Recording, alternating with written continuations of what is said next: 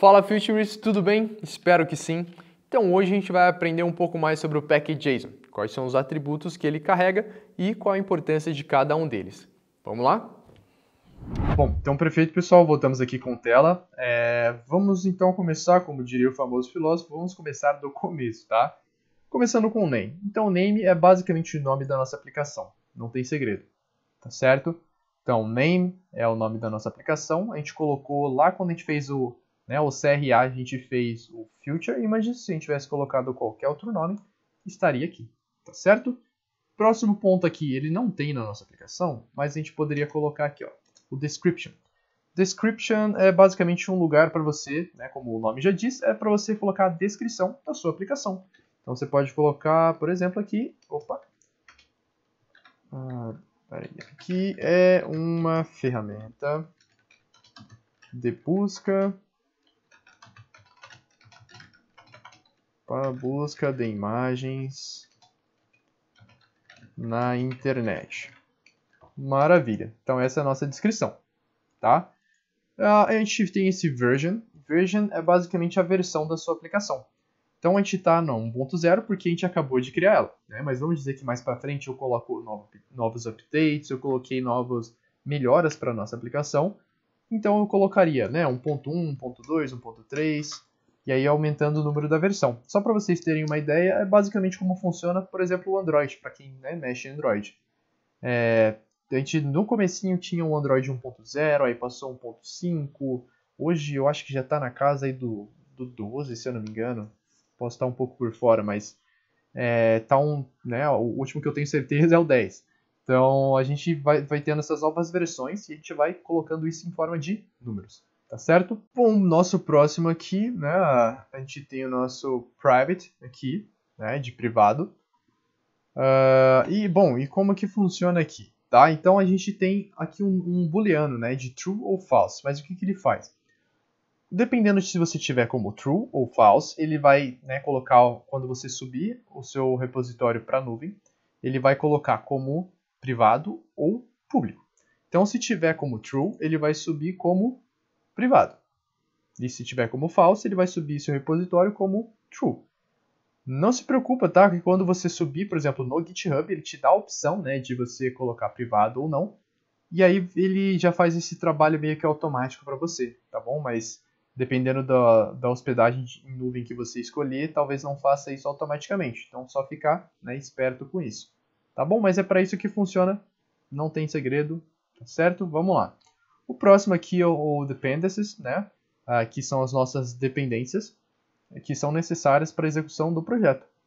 É bem simples, né? Então sempre que a gente instala alguma coisa, né, aqui, vocês vão perceber que a gente vai simplesmente ver alguma coisa sendo acrescentada aqui. O Started Components, por exemplo, aqui, aqui, ó, o React Router DOM, ele está aqui. Tudo que a gente vai instalando, ele vai, né, já colocando todos aqui no Dependencies. Então é simplesmente isso, tá certo?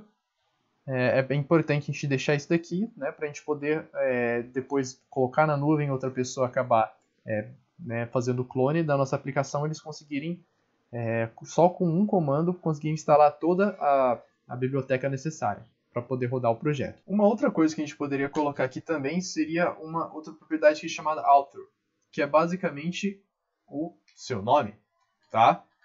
Você poderia aqui colocar, por exemplo, aqui Bruno Siqueira, né? Que é meu nome. Você pode colocar o seu nome, né, como autor aqui da nossa aplicação. É uma coisa interessante de se colocar, tá? No caso aqui, quando a gente faz, quando você estiver trabalhando, por exemplo, com um código open source, né, que é o código aberto, é interessante para manter ali, né, mostrar que você é o autor e tudo mais. É um detalhe, mas é uma coisa legal de se colocar assim, tá?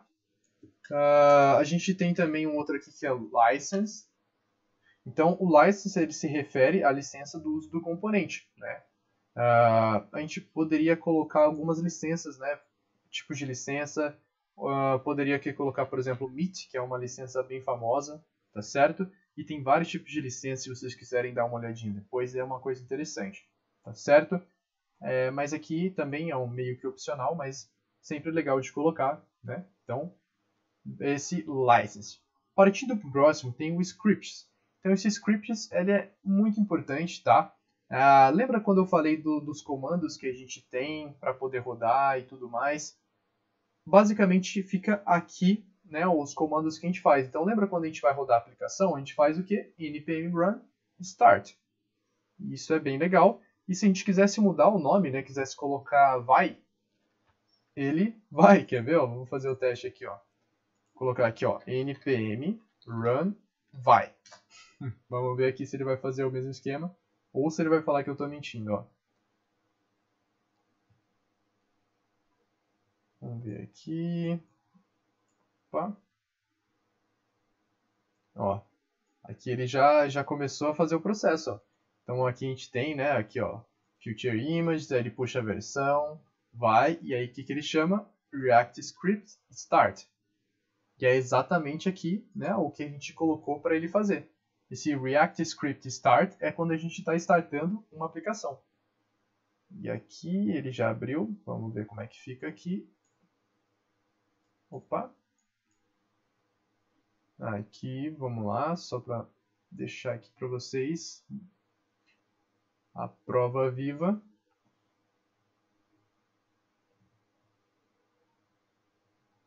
Então, enquanto ele vai carregando, eu vou terminando, vou continuando aqui, tá? Então, vocês podem colocar literalmente qualquer coisa aqui no script, tá? Porque ele vai obedecer esse comando.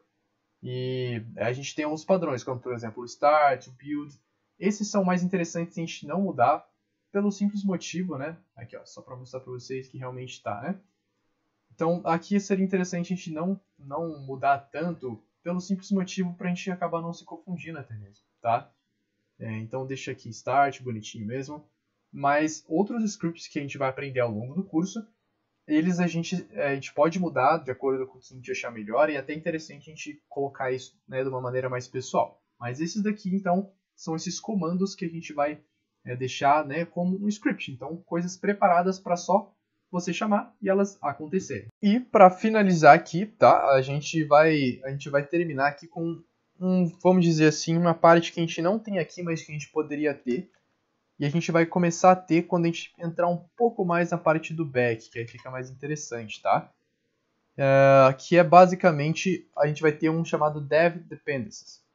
Esse Dev Dependencies seria a mesma coisa daqui do Dependencies, só que coisas focadas no desenvolvimento apenas. Então, aqui no caso, a gente vai ter as dependências que são importantes para rodar o projeto.